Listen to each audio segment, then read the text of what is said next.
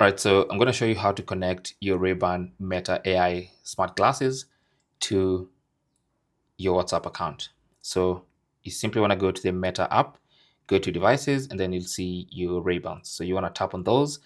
And on this settings page, you want to go to communication, tap on that, and then you'll see the option to connect to WhatsApp. So you want to tap on that, and then it says Meta AI wants to open WhatsApp. So simply tap on open.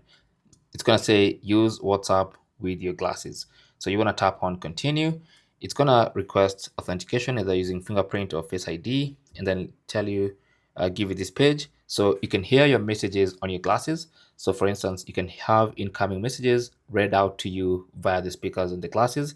You can use your voice to stay connected. So basically, you can call people. You can tell Meta to call specific contacts on your phone. And also you can control announcements for calling and the messaging in AI app device settings. So let's go ahead and connect. Now, once you connect, it says allow WhatsApp to find Bluetooth devices. Just tap on allow, and then you should get connected straight away. Simple as that.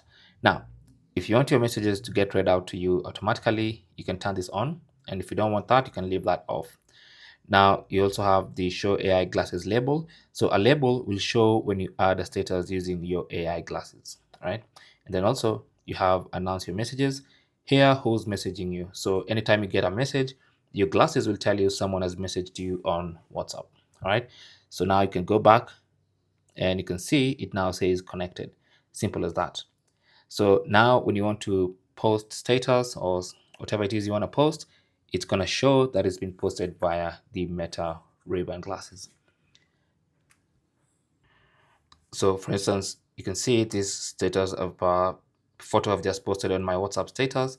It actually shows that it's been posted via Ray-Ban Meta glasses. All right. Thanks for watching and good luck.